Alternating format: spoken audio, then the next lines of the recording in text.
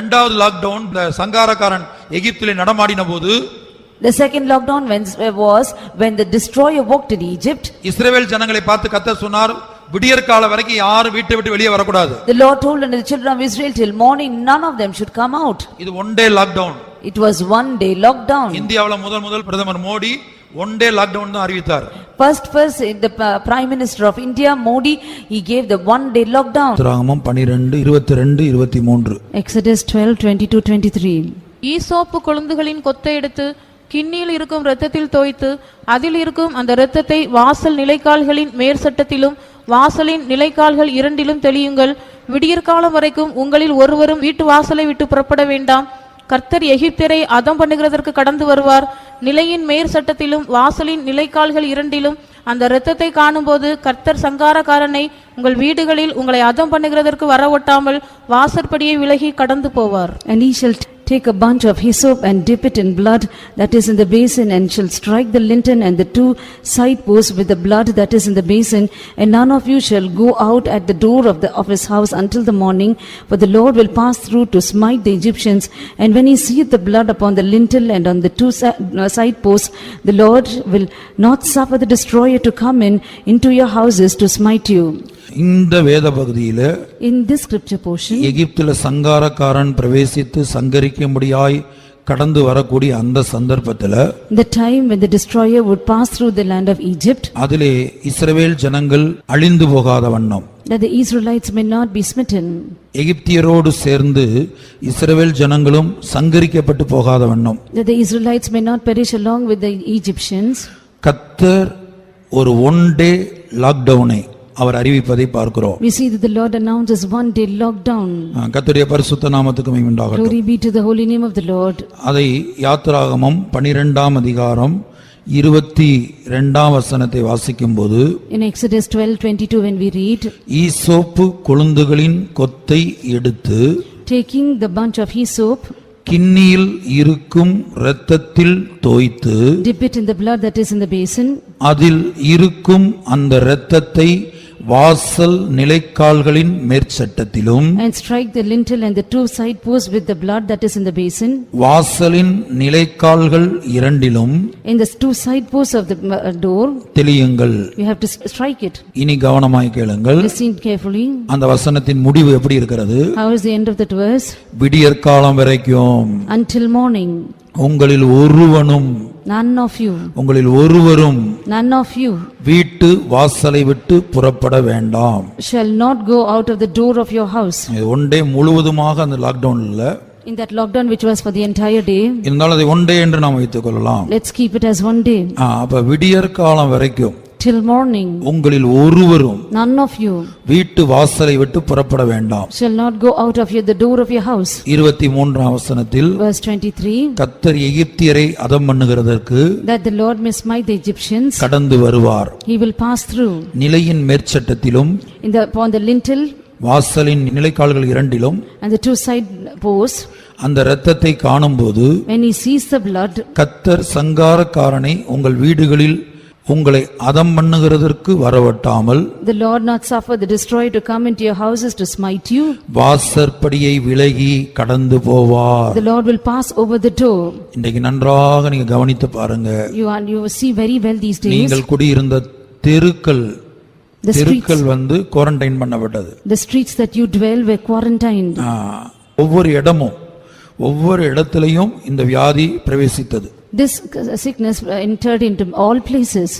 ஆனால் உங்கள் வீட்டு வாசலை அது கடந்து போனது. But it passed over your house. இந்த வேத வசனத்தின்படி, according to this verse, சங்கார தூதன் மொத்த எகிப்தில் நடமாடின போது, when this destroyer he passed through the entire Egypt, எந்தெந்த வீடுகளில் அந்த இரத்தம் காணப்படுகிறதோ, whichever houses there was blood, அந்த பஸ்கா ஆட்டுக்குட்டியின் இரத்தம் எங்கெல்லாம் பூசப்பட்டிருக்கிறதோ, wherever the blood of the paschal lamb was struck, எங்கெல்லாம் தெளிக்கப்பட்டிருக்கிறதோ, wherever it was sprinkled, அங்கே அந்த சங்கார தூதன் அந்த வீட்டுக்குள் பிரவேசிக்காத வண்ணம், there the destroyer will not enter into that house, வாசலை விட்டு கடந்து விலகி போவானாம். he will pass over the door. எவ்வளவு அருமையா எழுதப்பட்டிருக்கிறது பாருங்க. So beautifully it is written. வாசற்படியை விலகி கடந்து போவார். He will pass over the door. இந்த வேத வசனத்தின்படி According to the scripture இது verse, பழைய ஏற்பாட்டு காலத்தோடு முடிய போகிறது இல்லை. this is not going to finish with the Old Testament. ஆண்டவர் இதை புதிய ஏற்பாட்டிலும் நித்திய காலமாக ஆசரிக்கக்கூடிய ஒரு நியமம் இது. This is a law that is going to be observed for eternity to eternity. அதாவது நித்தியத்துக்கு போகிற வரைக்கும் ஆசரிக்கக்கூடிய நியமம். It is a law to observe till we go into eternity.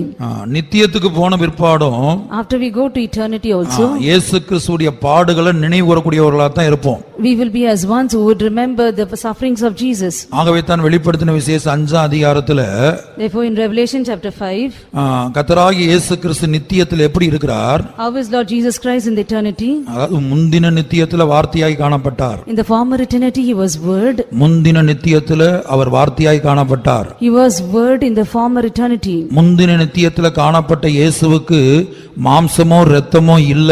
The Jesus that was found in the former eternity, he did not have blood or flesh. இந்த உலகத்தில் அவர் மனிதனாய் வந்தபோதுதான் அந்த வார்த்தைக்கு மாமிசமும் இரத்தமும் கொடுக்கப்பட்டு அந்த வார்த்தை மாமிசமாகி என்று படிக்கிறோம்.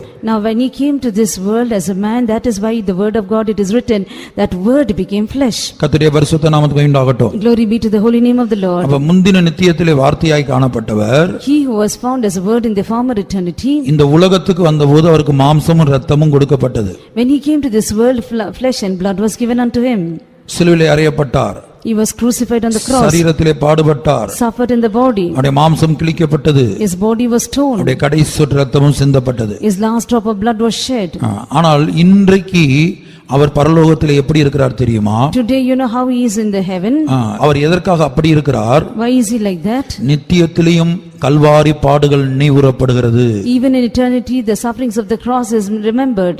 அதை விளங்க பண்ணும்படியாகத்தான் To make you understand, வெளிப்படுத்தின விசேஷம் 5ஆம் அதிகாரத்திலே in Revelation chapter 5 6ஆம் வசனத்திலே verse 6, பரலோகத்திலே இயேசுவை யோவான் தரிசனத்தில் கண்டபோது when John saw Jesus in the vision in heaven, அடிக்கப்பட்ட வண்ணமாயிருக்கிற ஒரு ஆட்டுக்குட்டியாக காண்கிறார். he sees him as a lamb that is slain. வெளிப்படுத்தல் 5ஆம் அதிகாரம் 6ஆம் வசனம். Revelation 5:6. அப்பொழுது இதோ அடிக்கப்பட்ட வண்ணமாயிருக்கிற ஒரு ஆட்டுக்குட்டி சிங்காசனத்தில் நிறுத்திருக்கும் 4 ஜீவன்களுக்கும் மூப்பர்களுக்கும் மத்தியில் நிற்க கண்டேன். அது 7 கொம்புகளையும் 7 கண்களையும் உடையதாயிருந்தது. அந்த கண்கள் பூமியெங்கும் அனுப்பப்படுகிற தேவனுடைய 7 ஆவிகளையாம். And I beheld, and lo, in the midst of the throne and of the 4 beasts, in the midst of his elders, stood a lamb as it had been slain, having 7 horns and 7 eyes, which are the 7 spirits of God, sent forth into all the earth.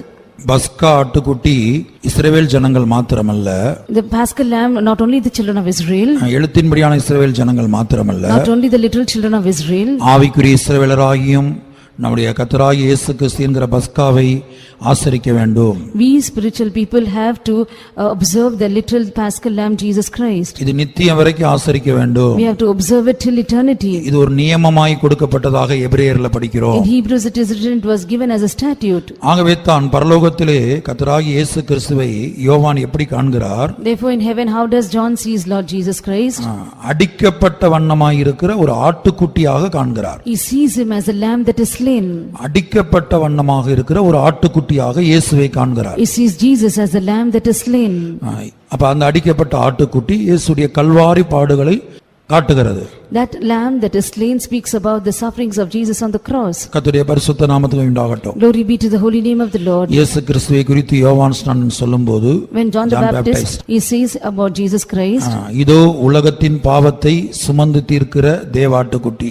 Behold the lamb of God that taketh away the sins of the world. பேதுரு சொல்லும்போது, When Peter says, உலக தோற்றம் முதல் அடிக்கப்பட்ட ஆட்டுக்குட்டி. the lamb that is slain even from the foundation of the world.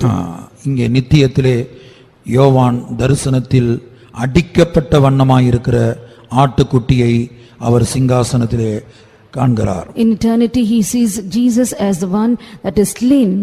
அது சிங்காசனத்துக்கும் 4 ஜீவன்களுக்கும் மூப்பர்களுக்கும் மத்தியிலே நிற்க கண்டேன். He saw it standing with the midst of the elders and on the throne and amidst 4 beasts.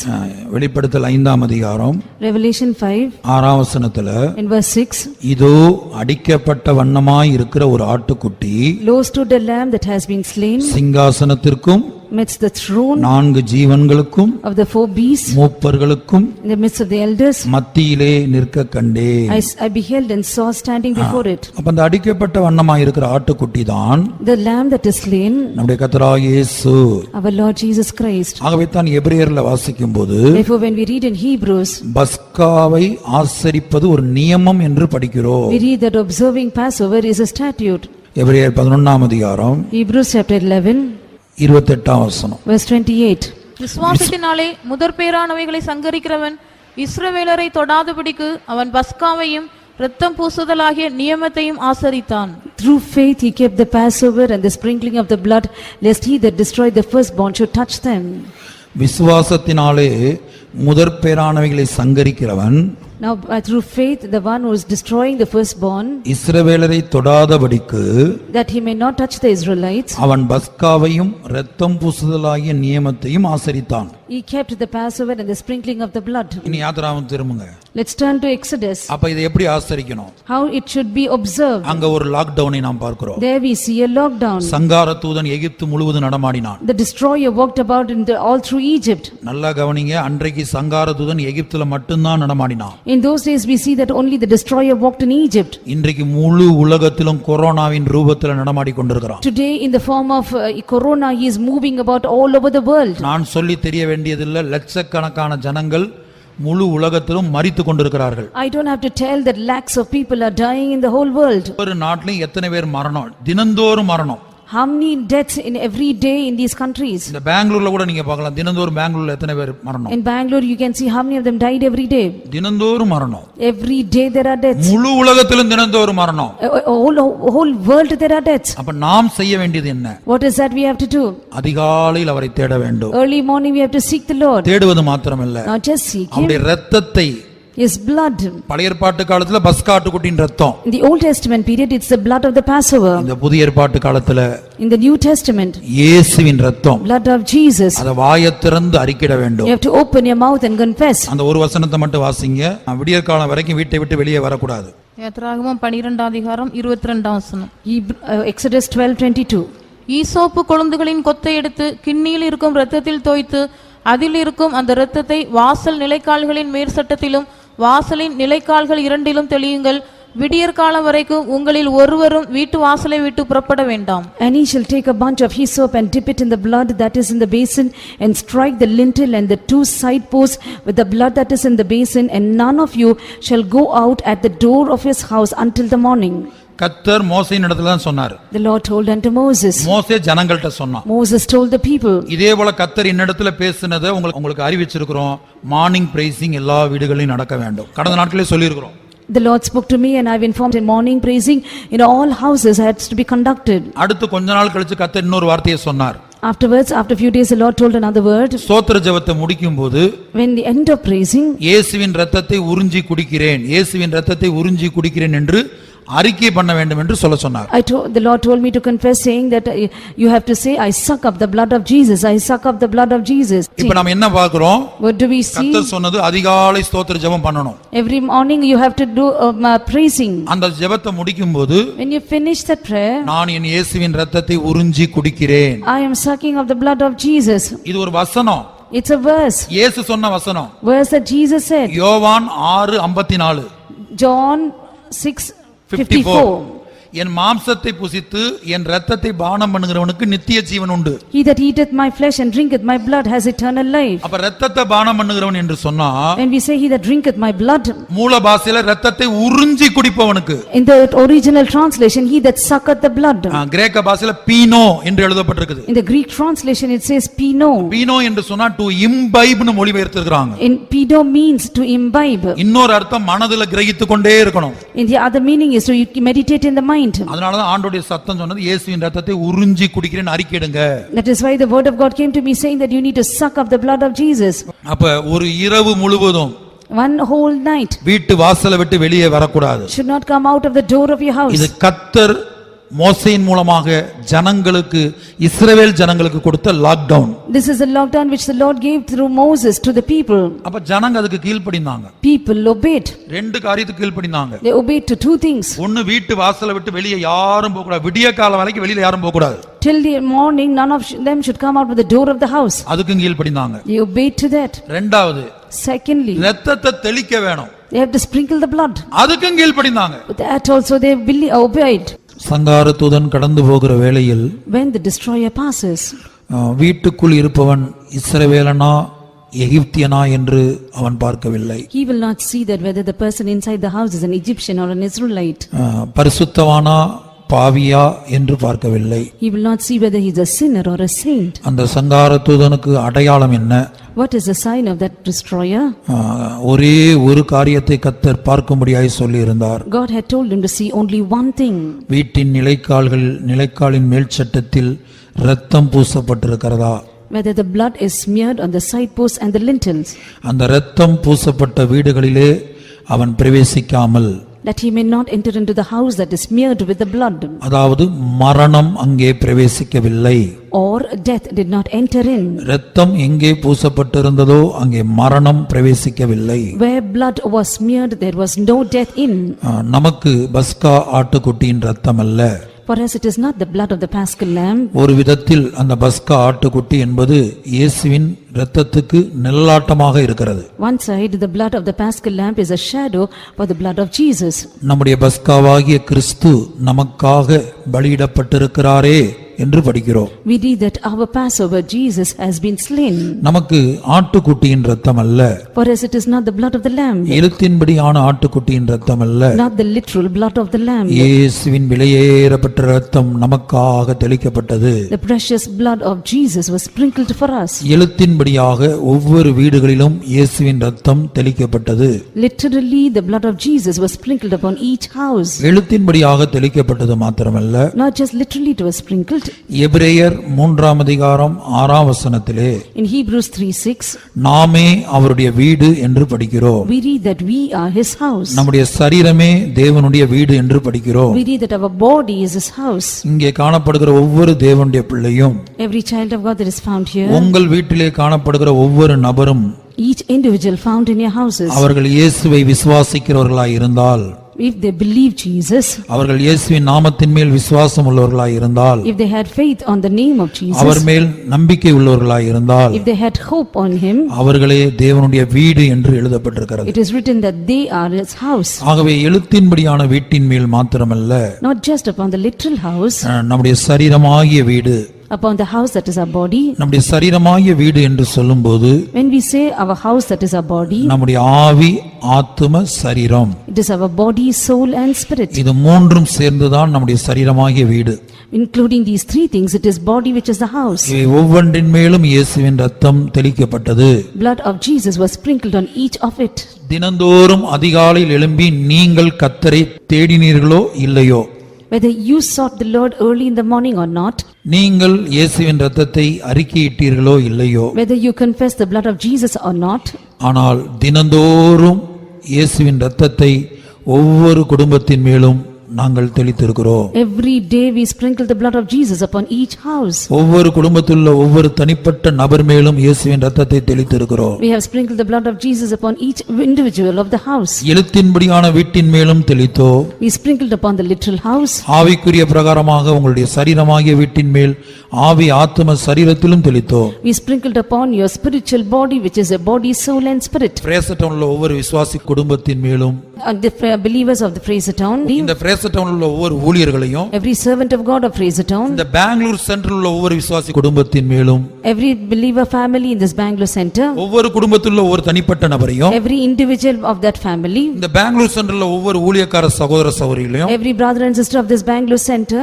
அடுத்து முழு உலகத்துள்ள ஒவ்வொரு விசுவாசி குடும்பத்தின் மேலும், nextly all the believers entire world, அந்த ஒவ்வொரு குடும்பத்தில் உள்ள ஒவ்வொரு தனிப்பட்ட நபரையும், individual person of that families, முழு உலகத்துள்ள ஒவ்வொரு ஊழியக்கார சகோதர சகோதரிகளையும், every brother and sister of a servant of God of the entire world, முழு உலகத்துள்ள புதிய ஆத்துமாக்களையும், new souls of all over the world, இதுல ஒரு தனிப்பட்ட நபர், every individual of that family, ஆவி, ஆத்தும, சரீரம், இவை ஒவ்வொன்றின் மேலும் இயேசுவின் இரத்தத்தை நாங்கள் தெளித்திருக்கிறோம். We sprinkled upon blood of Jesus in your body, soul and spirit. நாங்கள் தெளித்தது மாத்திரமல்ல, Not just we sprinkled. பழைய ஏற்பாட்டு காலத்திலே In the Old Testament time, பிரதான ஆசாரியன் the high priest, ஒரு கையில் தூபகலசத்தோடும் having the censer in one hand, ஒரு கையில் இரத்தத்தோடும் having the blood in the other hand, அவன் மகா பரிசுத்த ஸ்தலத்திலே பிரவேசிப்பான் என்று நாம் பார்க்கிறோம். we read that he enters into the most holy place. இந்த கிருபையின் காலத்திலே In this period of grace, நம்முடைய மகா பிரதான ஆசாரியனாகிய ஆவியானவர், the Holy Spirit, which is the most high priest, எபிரேயர் 7ஆம் அதிகாரத்திலே மெல்கிசதேக்கு ஒரு உன்னதமான ஆசாரியன் என்று படிக்கிறோம். in Hebrews chapter 7 we read that Melchizedek is a priest of the most high God. நமக்கு பரிசுத்த ஆவியானவர் ஒரு பிரதான ஆசாரியனாய் இருக்கிறார். Whereas the Holy Spirit is the high priest. மாத்திரமல்ல, கர்த்தராகிய இயேசு கிறிஸ்துவும் ஒரு பிரதான ஆசாரியர் என்று எழுதப்பட்டிருக்கிறது. Not only that, it is written that Jesus Christ is the high priest. எபிரேயர் 3ஆம் அதிகாரம் முதல் வசனத்திலே இயேசுவும் ஒரு ஆசாரியன் என்று எழுதப்பட்டிருக்கிறது. Hebrews chapter 3 verse 1 we read that Jesus is also a high priest. ஆகவே அன்றைக்கு பழைய ஏற்பாட்டு காலத்திலே பிரதான ஆசாரியன் அவன் எழுத்தின்படியான அந்த மிருகத்தின் இரத்தத்தை எடுத்துக்கொண்டு அவன் மகா பரிசுத்த ஸ்தலத்திலே பிரவேசித்தது போல, In the Old Testament time, as the high priest, he takes the blood of the animal and he enters into the most holy place. இந்த கிருபையின் காலத்திலே In this period of grace, தேவ ஊழியர்களாகிய நாங்கள் we servants of God, தினந்தோறும் அதிகாலையிலும் இரவிலும் ஜெபங்களிலேயும் every day in our prayers, morning and evening, இயேசுவின் இரத்தத்தை நாங்கள் தெளித்தது மாத்திரமல்ல, not just we sprinkle the blood of Jesus, பரிசுத்த ஆவியானவராகிய பிரதான ஆசாரியன் தெளித்தார். the Holy Spirit, the high priest, also sprinkled. அவர் ஒவ்வொரு குடும்பத்தின் மேலும் இயேசுவின் இரத்தத்தை தெளிக்க வேண்டும் என்று நாங்கள் ஜெபத்திலே கெஞ்சி கேட்டுக்கொண்டோம். We begged in our prayers that he sprinkle the blood of Jesus on each house. கர்த்தருடைய பரிசுத்த நாமத்துக்கு மகிமை உண்டாகட்டும். Glory be to the holy name of the Lord. ஆகவே பிரதான ஆசாரியனாகிய பரிசுத்த ஆவியானவரும் The high priest, the Holy Spirit, இயேசு கிறிஸ்துவும் Jesus Christ, இயேசுவின் இரத்தத்தை taking the blood of Jesus, ஒவ்வொரு குடும்பத்தின் மேலும் தெளித்தார்கள். they sprinkled upon each house. எபிரேயர் 9ஆம் அதிகாரம் என்று நினைக்கிறேன். In Hebrews chapter 9, இயேசு கிறிஸ்துவை குறித்து படிக்கிறோம். we read about Jesus Christ. அவர் தம்முடைய சொந்த இரத்தத்தை எடுத்துக்கொண்டு என்று படிக்கிறோம். We read that he took his own blood. பழைய ஏற்பாட்டு பிரதான ஆசாரியன் The Old Testament saint, the high priest, மிருகத்தின் இரத்தத்தை எடுத்துக்கொண்டு பிரவேசித்தான். he entered in with the blood of the animal. ஆனால் இவரோ But he, மிருகத்தின் இரத்தத்தை அல்ல, not the blood of the animal, தம்முடைய சொந்த இரத்தத்தை எடுத்துக்கொண்டு பிரவேசித்தார். he entered in with his own blood. கர்த்தருடைய பரிசுத்த நாமத்துக்கு மகிமை உண்டாகட்டும். Glory be to the holy name of the Lord. 9:12 Hebrews 9:12. வெள்ளாட்டுக்கடா இளங்காளை இவைகளுடைய இரத்தத்தினாலே அல்ல, தம்முடைய சொந்த இரத்தத்தினாலும் ஒரே தரம் மகா பரிசுத்த ஸ்தலத்திலே பிரவேசித்து நித்திய மீட்பை உண்டு பண்ணினார். Neither by the blood of goats and calves, but by his own blood he entered in once into the holy place, having obtained eternal redemption for us. பழைய ஏற்பாட்டு காலத்திலே காணப்பட்ட பிரதான ஆசாரியனோ மிருகத்தின் இரத்தத்தை எடுத்துக்கொண்டு பிரவேசித்தான். The Old Testament high priest, he entered into the most holy place with the blood of the lamb. ஆனால் நம்முடைய பிரதான ஆசாரியனாகிய இயேசுவோ, But our high priest Jesus, அவர் தம்முடைய சொந்த இரத்தத்தை எடுத்துக்கொண்டு பிரவேசித்தார் என்று நித்திய மீட்பை, சாதாரண மீட்பு அல்ல, நித்திய மீட்பை உண்டு பண்ணினார். he took his own blood and he caused eternal redemption. இந்த கொரோனா வைரஸிலிருந்து, இந்த கொடூரமான வல்லமையிலிருந்து கர்த்தர் தம்முடைய ஜனத்தை பாதுகாத்தார்.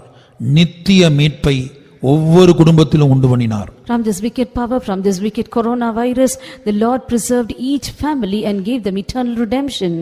மாத்திரமல்ல, Not only that, இயேசு தம்முடைய சொந்த இரத்தத்தை எடுத்துக்கொண்டு இயேசு என்கிற பிரதான ஆசாரியன் ஒவ்வொரு குடும்பத்தின் மேலும் தெளித்தது மாத்திரமல்ல, Jesus Christ the high priest, not only taking his blood and he sprinkled upon each house, பரிசுத்த ஆவியானவர் என்கிற பிரதான ஆசாரியன், the Holy Spirit the high priest, எபிரேயர் 7ஆம் அதிகாரத்திலே நாம் வாசிக்கிறபடி as we read in Hebrews chapter 7, அவரும் ஒரு பிரதான ஆசாரியன். he is also a high priest. அவர் அந்த மெல்கிசதேக்கு ஒரு பிரதான ஆசாரியன். Melchizedek is a high priest. உன்னதமான தேவனுடைய ஆசாரியன் என்று அவரை குறித்து எழுதப்பட்டிருக்கிறது. It is written about him, he is the high priest of the most high God. எபிரேயர் 7ஆம் அதிகாரம் Hebrews chapter 7 1 verse 1. இந்த மெல்கிசேதேக்கு சாலேமின் ராஜாவும் உன்னதமான தேவனுடைய ஆசாரியனுமாயிருந்தான். This Melchizedek, king of Salem, priest of the most high God. இந்த மெல்கிசதேக்கு சாலேமின் ராஜா உன்னதமான தேவனுடைய ஆசாரியன். This Melchizedek is a king of Salem and also he is a priest of the most high God. இவர்தான் திரித்துவத்தின் மூன்றாம் ஆழ்த்தத்துவமாகிய பரிசுத்தாவியானவர். He is the Holy Spirit, the third person in the personality in the Trinity. இந்த பரிசுத்தாவியானவர் இயேசுவின் இரத்தத்தை எடுத்துக்கொண்டு ஒவ்வொரு குடும்பத்திலும் பிரவேசித்தார். This Holy Spirit, the high priest, he took his blood and went into every house. ஒவ்வொரு வீட்டிலும் பிரவேசித்தார். He entered into every house. ஒருவேளை நீங்கள் அதிகாலை ஸ்தோத்திர ஜெபத்திலே எழும்பாமல் நித்திரை பண்ணி கொண்டிருந்திருக்கலாம். Probably you must be sleeping, not getting up for morning praising. ஆனால் இவர் என்ன செய்தார்? But what did he do? தூங்கிக் கொண்டிருந்த உங்கள் மேல் இயேசுவின் இரத்தத்தை தெளித்தார். He sprinkled the blood of Jesus upon you who were sleeping. நீங்கள் தேவனை அதிகாலை வேளையிலே தேட மறந்திருந்தாலும், Though you have forgotten to seek the Lord early in the morning, அதை தவற விட்டிருந்தாலும், if you have missed it out, கைவிடாத தேவன், God who does not forsake, இரக்கமுள்ள தேவன், God is merciful, மன உருக்கமுள்ள தேவன், God is compassionate. அவர் தம்முடைய பரிசுத்த இரத்தத்தை, இயேசு தம்முடைய பரிசுத்த இரத்தத்தையும் பரிசுத்த ஆவியானவர் இயேசுவின் இரத்தத்தையும் எடுத்துக்கொண்டு ஒவ்வொரு வீடு வீடாக அவர் கடந்து வந்தார். Jesus is holy blood and the Holy Spirit, the blood of Jesus, took to each and every house. ஒவ்வொரு வீட்டிலும் அவர் பிரவேசித்தார். He entered into every house. ஒவ்வொரு தனிப்பட்ட நபருடைய ஆவி ஆத்தும சரீரத்தின் இரத்தத்தை தெளித்தார். He sprinkled the blood upon each one's body, soul and spirit. சங்காரதூதன் மொத்த எகிப்தில் நடமாடின போது, When this destroyer he passed through the entire Egypt, எந்தெந்த வீடுகளில் அந்த இரத்தம் காணப்படுகிறதோ, whichever houses there was blood, அந்த பஸ்கா ஆட்டுக்குட்டியின் இரத்தம் எங்கெல்லாம் பூசப்பட்டிருக்கிறதோ, wherever the blood of the Paschal lamb was striped, எங்கெல்லாம் தெளிக்கப்பட்டிருக்கிறதோ, wherever it was sprinkled, அங்கே அந்த சங்கார தூதன் அந்த வீட்டுக்குள் பிரவேசிக்காத வண்ணம், there the destroyer will not enter into that house. வாசற்படியை விலகி கடந்து போவார். He will pass over the door. கொரோனாவின் வல்லமை The power of corona, முழு உலகத்தில் ஒவ்வொரு விசுவாசியுடைய வீட்டையும், entire world, the believers' houses, முழு உலகத்தில் ஒவ்வொரு புதிய ஆத்துமாக்களின் வீட்டையும், the houses of the new souls of all over the world, முழு உலகத்தில் ஒவ்வொரு விசுவாச வீட்டையும், every faith homes of the whole world, அந்த வாசற்படியை விட்டு leaving the door, விலகி passed கடந்து போனது. over it. நீங்கள் கற்பனை செய்து பாருங்கள். You can imagine and see. இதே பெங்களூர் பட்டணத்தில் தினந்தோறும் 8000 10000 11000 கேஸ் வந்து கொண்டிருக்கிறது. Every day there was 8,000 or 10,000 cases. கர்த்தருடைய பரிசுத்த நாமத்துக்கு உண்டாகட்டும். Glory be to the holy name of the முழு Lord. உலகமும் இந்த தேவனுடைய நியாய தீர்ப்பை சந்தித்துக் கொண்டிருக்கிறது. This entire world was visiting the judgment of God. ஆனால் தேவன் தம்முடைய ஜனத்தை கிருபையாய் பாதுகாத்தார். But graciously the Lord preserved his people.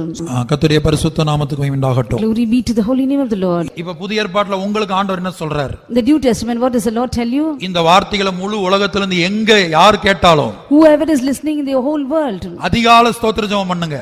do morning praising. 101 சங்கீதம் 8 வசனம். Psalms 101 verse 8. அக்கிரமக்காரன பிசாச கர்த்தர் அழிக்கிற வேளை அதிகால வேளை. Early morning is the time the Lord destroys the devil, the wicked one. ஸ்தோத்திர ஜெபத்தை முடிக்கும் போது, When you are finishing the morning praising, இஸ்ரவேல் ஜனங்கள் வீட்டின் மேல இரத்தத்தை தெளித்தாங்க, மிருகத்தின் இரத்தத்தை. the children of Israel, they sprinkled the blood of the beast on the houses. நாம் ஆவிக்குரிய இஸ்ரவேலர். We are spiritual Israelites. இயேசுவின் இரத்தத்தை The blood of Jesus, வாயை திறந்து அறிக்கிடணும். we have to open our mouth and confess. ஒரே வார்த்தை, நான் என் இயேசுவின் இரத்தத்தை உறிஞ்சி குடிக்கிறேன். One sentence, I suck of the blood of my Jesus. நான் என் இயேசுவின் இரத்தத்தை உறிஞ்சி குடிக்கிறேன். I suck of the blood of my Jesus. இது எதை அடிப்படையாக வைத்து? What does it mean? யோவான் 6:54. Keeping the basis of John 6:54. அது இயேசுடைய வார்த்தை. It's a word of Jesus. இது என் வார்த்தை இல்ல. It's not my word. இயேசு சொன்னது. This is what Jesus said. என் இரத்தத்தை உறிஞ்சி குடிக்கிறவனுக்கு He that sucketh up my blood, நித்திய ஜீவன் உண்டு. there is eternal life. கொரோனாவின் மூலமாக Through corona, மரணம் சம்பவிக்குது. death will take place. கவனமாக, மரணம் சம்பவிக்குது. Death takes place. அப்ப மரணம் வராம இருக்கணும்னா, If death should not occur, ஜீவன் நித்திய ஜீவனா பெருகணும்னா, to receive eternal life, நீ இயேசுவின் இரத்தத்தை உறிஞ்சி குடிக்கிறேன்னு அறிக்கை பண்ணணும். you have to confess saying, I suck up the blood of Jesus. அறிக்கையின் மூலமாகத்தான் விடுதலை என்பதை தெளிவாக விளங்கிக் கொள்ளுங்க. You need to understand that only through confession there is a deliverance. உங்களுக்கு விடுதலை எப்படி கிடைக்கும்? How do you get deliverance? வாயை திறந்து அறிக்கை பண்ணணும். You need to open your mouth and confess. ரோமர் 10:10. Romans 10:10. அங்கே அறிக்கையின் மூலமாகத்தான் விடுதலை என்று படிக்கிறோம். We read that only through confession there is deliverance. நீதியுண்டாக இருதயத்திலே விசுவாசிக்கப்படும், இரட்சிப்புண்டாக வாயினாலே அறிக்கை பண்ணப்படும். For with the heart man believeth unto righteousness, and with the mouth confession is made unto salvation. ரட்சிப்புண்டாக, ரட்சிப்புனா டெலிவரன்ஸ், கிரேக்க பாஷையில முதல் அர்த்தம் deliverance. When we say salvation, in the Greek translation it is deliverance. விடுதலை உண்டாக வேண்டுமானால் If you need deliverance, நீ வாயை மூடிக்கொண்டு உட்கார்ந்திருக்க கூடாது. you should not close your mouth and sit. வாயை திறந்து அறிக்கை பண்ண வேண்டும். You have to open your mouth and confess. எதை அறிக்கை பண்ண வேண்டும்? What should you confess? யாரை அறிக்கை பண்ண வேண்டும்? Whom should you confess? இயேசுவை. Jesus.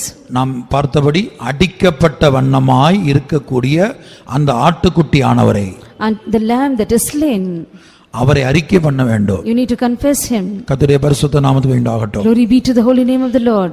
அப்படி நாம் அறிக்கை பண்ணினால்தான் Only when we confess like that, தேவ ஆவி நமக்குள் இருக்கிறது என்று அர்த்தம். it means the Spirit of God is in us. ஒருவேளை அறிக்கை பண்ண தவறினால் If we fail to confess, அந்தி கிறிஸ்துவின் ஆவி உனக்குள் இருக்கிறது என்று அர்த்தம். it means that you have the spirit of Antichrist. 1 யோவான் 1 John 4 அதிகாரம் verse 4, 2-3 வசனங்கள். chapter 4 verse 2 and 3. தேவ ஆவியை நீங்கள் எதினாலே அறியலாம் என்றால், மாம்சத்தில் வந்த இயேசு கிறிஸ்துவை அறிக்கை பண்ணுகிற எந்த ஆவியும் தேவனால் உண்டாயிருக்கிறது.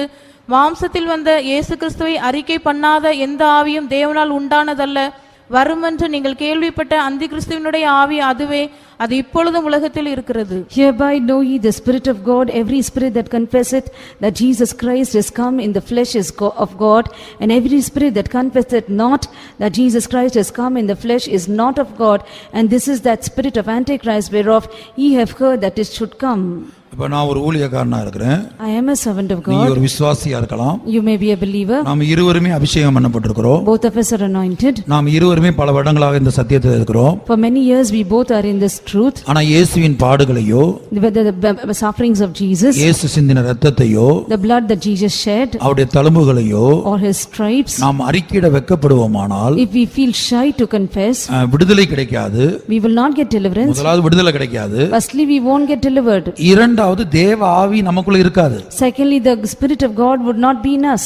அந்திகிறிஸ்துவின் ஆவி நமக்குள்ள வந்துரும். We will have the spirit of Antichrist. இது 1 யோவான் 4 அதிகாரம் 2-3 வசனத்தில் தெளிவா எழுதப்பட்டிருக்கு. Very clearly it is written in 1 John chapter 4 verse 2 and 3. மூன்றாவதாக அறிக்கையின் மூலமாக கிடைக்கிற ஆசீர்வாதம் என்ன? What is the blessing that we get because of confession? நீங்க ஒரு பிரச்சனையின் வழியாக போகும்போது, When you're going through a problem, போராட்டத்தின் வழியாக போகும்போது, going through a trial, சோதனையின் வழியாக போகும்போது, going through a temptation, இயேசுவின் நாமத்தை நீங்கள் அறிக்கையிட்டால், if you confess the name of Jesus, அப்ப இயேசு என்ன செய்கிறார்? what does Jesus do?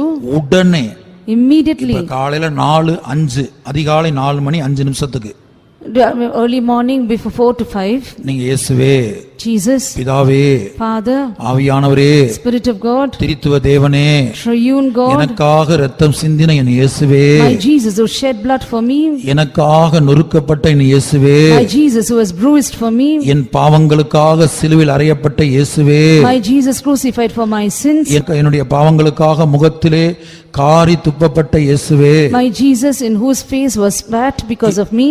இப்படி நீங்க ஒவ்வொரு அறிக்கை பண்ணும்போது, If you confess like this every day, ஒரு அறிக்கை நீங்க இயேசுவின் நாமத்தை சொல்லி அறிக்கை இடும்போது, one confession when you confess with the name of Jesus, அதே டயத்துல at the same time, அதே 4:05 in the same 4:5, சிங்காசனத்துல உட்கார்ந்திருக்கிற பிதாவை பார்த்து, looking unto the Father that is seated on the throne, அடிக்கப்பட்ட வண்ணமாய் இருக்கக்கூடிய இந்த ஆட்டுக்குட்டியானவர் this lamb that is slain, உங்க பேரை சொல்றார். he will tell your name. Brother Samuel John என்று சொன்னால், If you say Samuel John, Samuel John ஸ்தோத்திர ஜெபம் பண்ணுவார். now Samuel John is praising. அவர் இயேசுவேன்னு கூப்பிடும்போது, When he calls Jesus, அவர் எந்த டயத்துல கூப்பிடுறாரோ whatever time he is calling, அதே டயத்துல இயேசு பிதாவுக்கு முன்பாக at the same time Jesus before the Father, Samuel John, he will say Samuel John. அவர் இந்த பிரச்சனைக்காக கர்த்தரை துதிக்கிறார், He is praising God for this problem. இந்த பிரச்சனைக்காக அறிக்கையிடுகிறார். He is confessing for this problem. பிதாவே அவருக்கு நீர் உதவி செய்யும். Father, help him.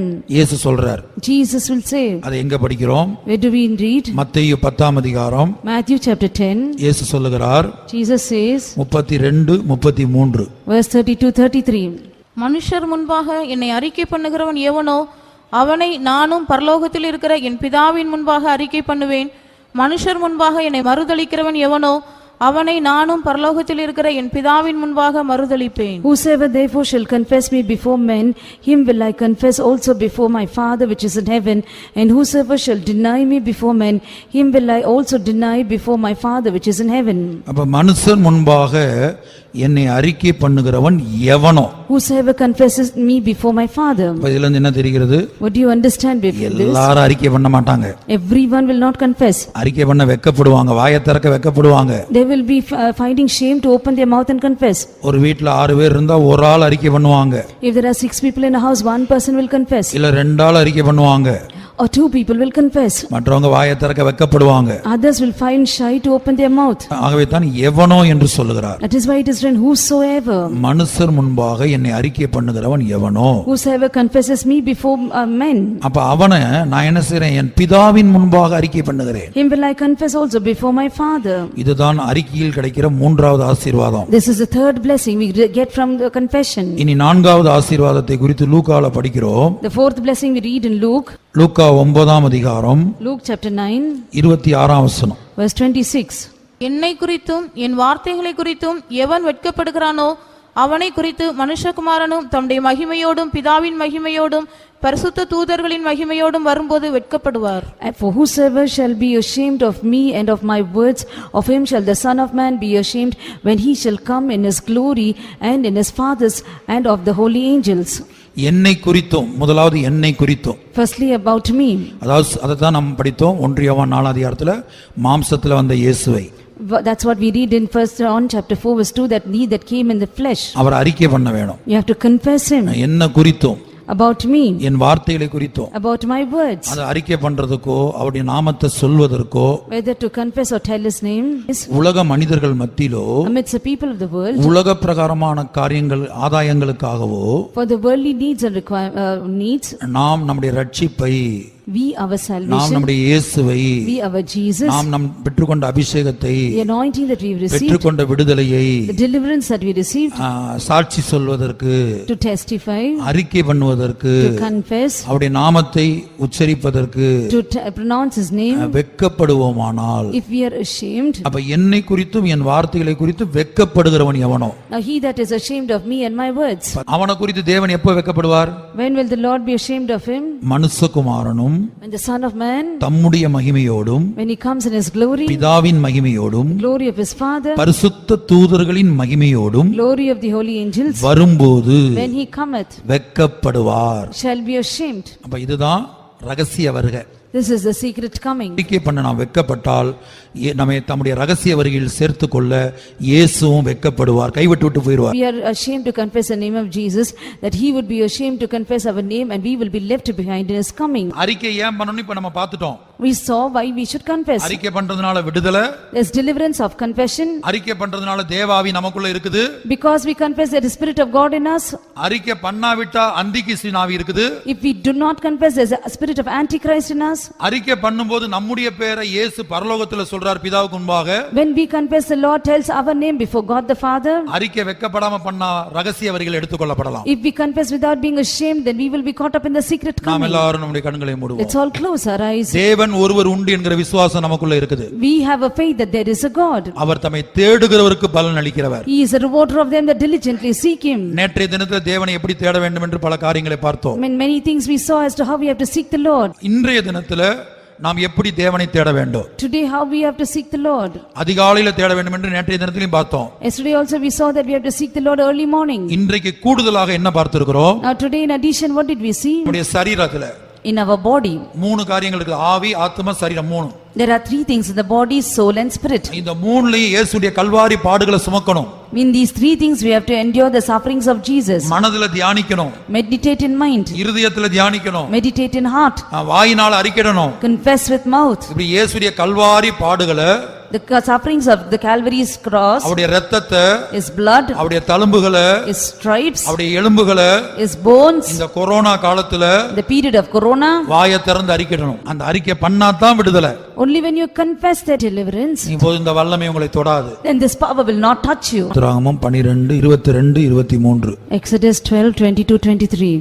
ஈசோப்பு கொழுந்துகளின் கொத்தை எடுத்து கிண்ணியில் இருக்கும் இரத்தத்தில் தோய்த்து அதில் இருக்கும் அந்த இரத்தத்தை வாசல் நிலைக்கால்களின் மேற்சட்டத்திலும் வாசலின் நிலைக்கால்கள் இரண்டிலும் தெளியுங்கள். விடியற்காலம் வரைக்கும் உங்களில் ஒருவரும் வீட்டு வாசலை விட்டு புறப்பட வேண்டாம். கர்த்தர் எகிப்தியரை அதம் பண்ணுகிறதற்கு கடந்து வருவார்.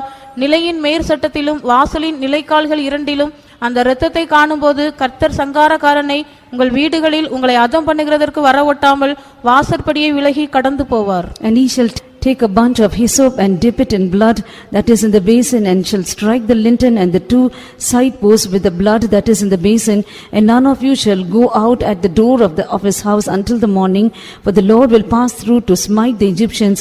And when he seeth the blood upon the lintel and on the two side posts, the Lord will not suffer the destroyer to come into your houses to smite you.